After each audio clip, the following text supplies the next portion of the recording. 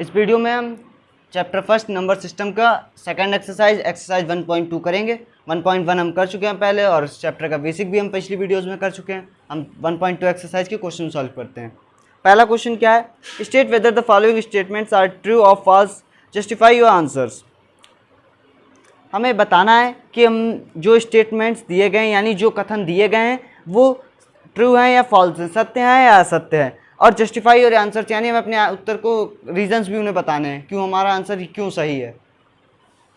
तो पहला पार्ट हम इसका सॉल्व करते हैं।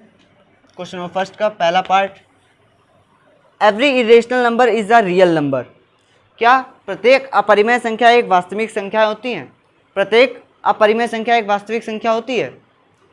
अब अपरिमेय संख्या और परिमेय संख्या जो हमारे रियल नंबर्स हैं, रियल नंबर्स यानी वास्तविक संख्याएं, वो क्या होती हैं? जब हम अपरिमेय संख्या और परिमेय संख्या सभी को मिलाते हैं उसके बाद ही तो हमारी वास्तविक संख्या मिलती है। वास्तविक संख्या क्या होती है? जब नंबर लाइन पर हम रियल नंबर्स और रियल नंबर्स में जब हम इरेशनल नंबर और रेशनल नंबर सभी को इंक्लूड करते हैं तभी हमारे रियल नंबर्स बनते हैं।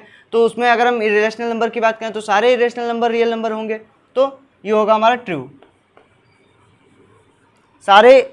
सारे इरेशनल नंबर यानी सारी अपरिमेय संख्याएं रियल नंबर्स यानी वास्तविक संख्याएं होती हैं। अगला क्या है क्वेश्चन, अगला पार्ट है इसका, every point on the number line is of the form root m where m is a natural number. यानी हमारा अगर नंबर लाइन पर यानी संख्या रेखा पर प्रत्येक बिंदु अंडर रूट एम के रूप का होता है, क्या संख्या रेखा पर प्रत्येक बिंदु अंडर रूट एम के रूप का होता है? जहां अंडर रूट एम यानी रूट एम क्या है? रूट एम एक एम क्या है? जहां m is a natural number.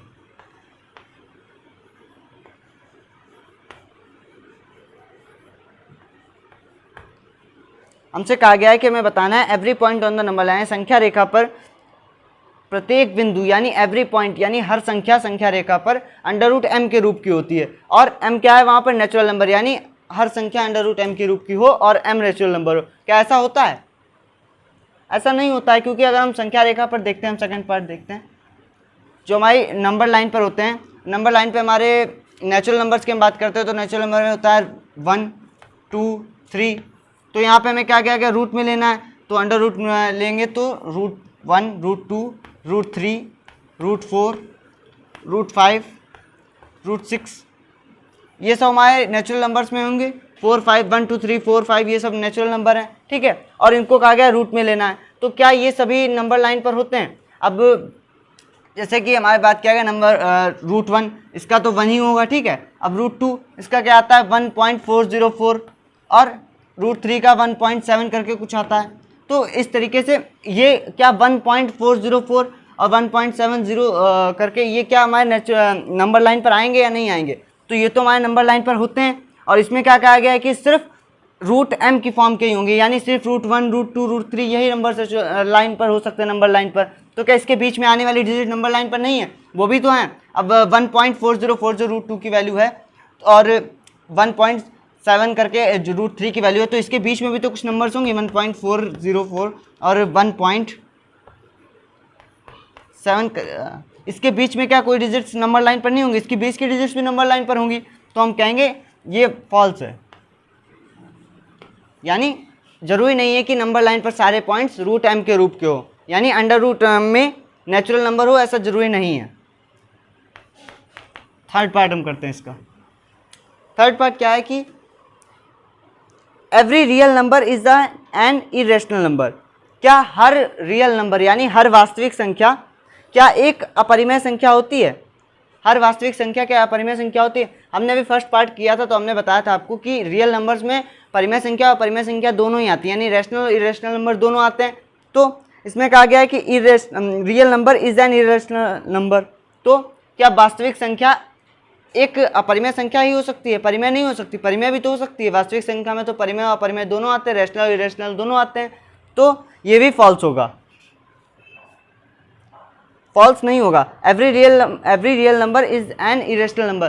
तो जब उसमें इरेशनल नंबर और रैशनल नंबर दोनों ही आते हैं तो इरेशनल नंबर तो सारे आ रहे हैं, यानी इसमें जो रियल नंबर होंगे वो रैशनल नंबर्स होंगे, सारे ही इरेशनल नंबर्स होंगे, इसीलिए ये ट्रू होगा।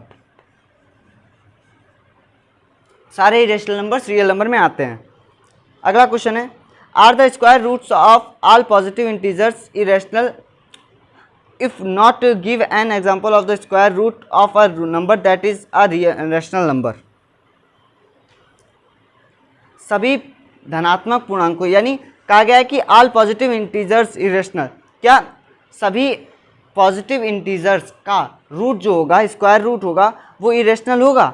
इफ़ नॉट, अगर नहीं होगा तो एक एग्जांपल दीजिए जो कि square root of a number, ऐसे एक हमें नंबर का एग्जांपल दे के बताना है। करते हैं second part solve. Rational number मिले तो ऐसे नंबर्स होते हैं क्या, अगर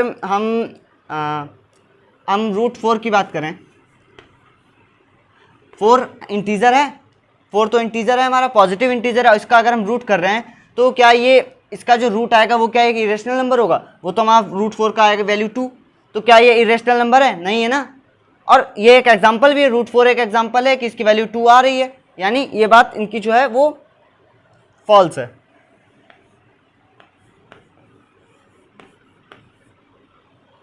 और एग्जाम्पल के तौर पे हम लिख सकते हैं, एग्जाम्पल में हम लिख लेंगे, क्या लिखेंगे? रूट 4।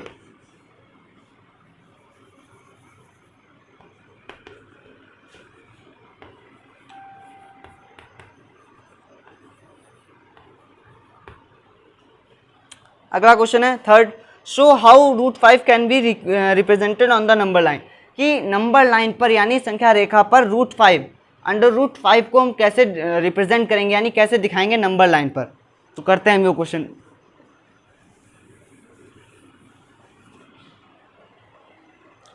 हम रूट 5 को नंबर लाइन पर दिखाने जा रहे हैं, तो नंबर लाइन पर हम रूट 5 को नंबर लाइन पर समझाने के लिए हम पहले नंबर लाइन ड्रॉ करते हैं।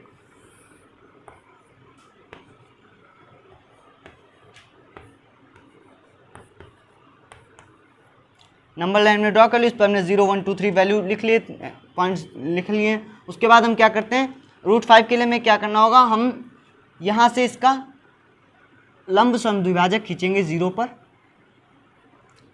बाइसेक्ट करेंगे 0 से, वो भी 90 डिग्री पर, और उसके बाद हमारा जो लंब समद्विभाजक खींचेंगे उसमें हम कितना भरेंगे, 2 यूनिट तक डिस्टेंस भरेंगे।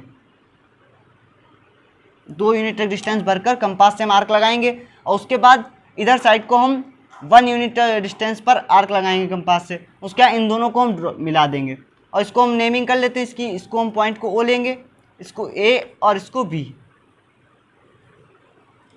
और हमें क्या चाहिए, हमें डिस्टेंस ए बी को जब निकालेंगे तो हमें रूट 5 मिल जाएगी। और उसको निकालने के लिए हम कैसे निकालेंगे, हम यहाँ पर रूट 5 हमें मिलेगा, लेकिन उसको हमें दिखाना होगा कि वो रूट 5 है, कैसे हमें पता चलेगा। तो उसके लिए हम इस ट्राइंगल में पाइथागोरस प्रमेय लगाएंगे। पाइथागोरस थ्योरम आप लोगों ने पढ़ी होगी कि हाइपोटेन्यूज का square is equal to perpendicular square plus base का स्क्वायर।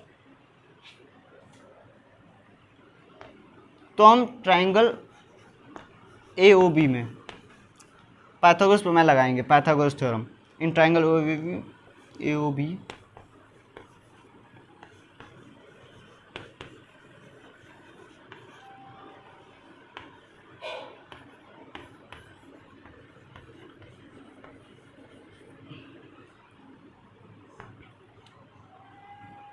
तो पाइथागोरस प्रमेय से क्या होता है, हमें हाइपोटेन्यूज का स्क्वायर करना है। हाइपोटेन्यूज हमारी क्या है, AB, यानी कर्ण क्या है, AB। कर्ण का स्क्वायर करेंगे, AB का square is equal to AO का स्क्वायर, यानी परपेंडिकुलर का स्क्वायर, प्लस बेस का स्क्वायर। बेस कितना है हमारा, OB का स्क्वायर। अब इन सब की हम वैल्यू डाल देंगे। AB की वैल्यू तो हमें पता नहीं, वो तो हमें निकाल ली है, निकाल के हमें दिखाना है, शो करना है, तो बाकी की हम वैल्यू डाल लेंगे। AB का square is equal to AO कितना है हमारा, AO है, हमने 2 यूनिट ली थी, 2 का स्क्वायर, प्लस OB कितना है 1 यूनिट, तो 1 का स्क्वायर। अब हम करेंगे इसको तो आएगा AB का स्क्वायर इज इक्वल टू, अब 2 का स्क्वायर हो गया 4 प्लस 1 का स्क्वायर 1 हो गया, तो ये तो 5 हो गया। AB is equal to root 5, यहाँ का स्क्वायर हटाएंगे, इधर रूट लगेगा और अंडर रूट में 5 आया, तो AB is equal to root 5 proof हो गया। और हमें क्या करना था, हमें वही दिखाना था कि AB रूट 5 है।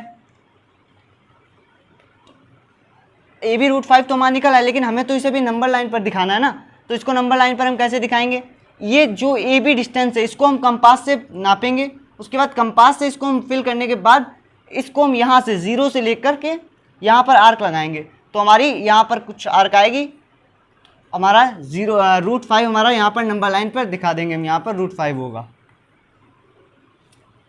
तो इसको, और उसके बाद हमें क्या होगा, इसके पॉइंट्स ऑफ कंस्ट्रक्शन भी हमें क्वेश्चन के लिखने होते हैं एग्जाम में, तभी हमें फुल मार्क्स मिलेंगे। तो इसके जो पॉइंट्स ऑफ कंस्ट्रक्शन हमने क्या किया, पहले नंबर लाइन ड्रा की, फिर उस पर 0 पर हमने परपेंडिकुलर एक लाइन खींची, और उसके बाद उसको हमने उसको मैंने 2 यूनिट भर कर हमने आर्क लगाया, उसके बाद उसमें हमने 1 यूनिट डिस्टेंस इधर आर्क लगाई नंबर लाइन पर, उसके बाद हमने उन दोनों को मिलाया, और उसके बाद हमने √5 वैल्यू पाइथागोरस प्रमेय से निकाली। तो ये सब हमें अपना पॉइंट्स ऑफ कंस्ट्रक्शन भी लिखने होंगे क्वेश्चन के एंड में। और इसमें हमने बताया था आपको √3 और √2 का भी हम समझाएंगे, तो वो भी हम समझा देते हैं इसी नंबर लाइन से। पहले तो हम √2 की बात करते हैं। तो √2 का कैसे करेंगे हम, √2 के लिए क्या होगा, हम यहाँ पर 1 यूनिट डिस्टेंस भरेंगे, यहाँ पर 1 यूनिट डिस्टेंस लेकर के हम आर्क लगाएंगे, और इधर क्या करेंगे, इधर भी हम 1 यूनिट डिस्टेंस ही लेंगे सिर्फ, और उसके इन दोनों को मिलाएंगे। अब जब इस ट्राइंगल में हम AOB में पाइथागोरस प्रमेय लगाएंगे तो इसकी वैल्यू हमें √2 मिल जाएगी, क्योंकि 1 का स्क्वायर करेंगे और इधर 1 का स्क्वायर करेंगे तो हमारा √2 आ जाएगा। और उसके बाद अगर हमें √3 की निकालनी है तो वो कैसे निकालेंगे, √3 की निकालने के लिए हम क्या करेंगे, हमें उसके लिए √2 की पहले निकालनी चाहिए। तो √2 की हमें √3 का अगर हमें निकालना है वैल्यू, उसको अगर हमें नंबर लाइन पे दिखाना है √3 को, तो उसको दिखाने के लिए पहले हमें √2 को निकालना पड़ेगा। √2 को हमें नंबर लाइन पे दिखाना पड़ेगा, उसके बाद ही हम √3 दिखा सकते हैं। तो √2 को हम नंबर लाइन पर दिखा सकते हैं, दिखा चुके हैं। अब √2 के बाद हमें इसमें 1 डिस्टेंस और ऐड कर, अगर हम √3 को दिखाना है तो इसमें हमें क्या करना पड़ेगा, √1 और ऐड करना पड़ेगा। तो उसके लिए हम करेंगे, √2 हम निकाल चुके हैं, अब हमें √3 दिखाना है, तो उसके लिए हमें क्या करना होगा, आगे यहाँ पर 2 यूनिट डिस्टेंस भरना होगा।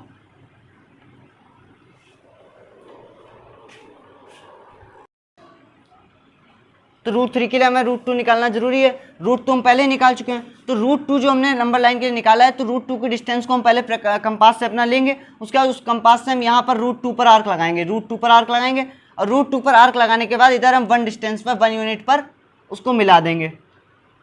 और उसके बाद मिलाने के बाद ये जो हमारा ट्रायंगल बनेगा, इसमें जो हम पाइथागोरस प्रमेय लगाएंगे, पाइथागोरस थ्योरम लगाएंगे, तो हमारा उसके बाद हमारी ये जो डिस्टेंस निकलेगी, ये यहाँ से यहाँ तक की जो डिस्टेंस निकलेगी, ये हमारी √3 होगी, ये हमारी √3 डिस्टेंस होगी, और √3 में मिल जाएगा। और उसके भी पॉइंट्स ऑफ कंस्ट्रक्शन उसी तरीके से हम लिख देंगे जैसे हमने √5 के लिखेंगे।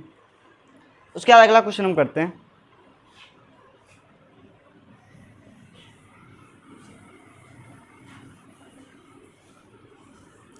अगला क्वेश्चन हमारा क्वेश्चन नंबर 4 दिया गया।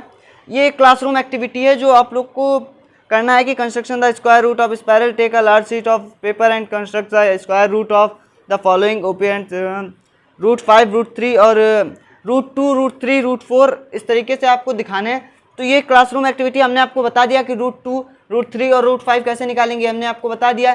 तो आप ये √3, √2 और √5 को एक बड़ा स्क्वायर शीट लेके आपको निकालना है। ये क्लासरूम एक्टिविटी आप अपने आप कर सकते हैं। अगर आप नहीं कर पा रहे हैं, अगर आपसे नहीं होगा तो आप लोग कमेंट करके वीडियो में बताइएगा, हम आपको ये क्वेश्चन भी लगवा देंगे। वैसे आपसे ये क्वेश्चन हो जाएगा क्योंकि हमने आपको √3, √2 और √5 निकालना बताया, तो आपसे ये क्वेश्चन लग जाएगा। और अगली एक्सरसाइज हम अगली वीडियो में करेंगे।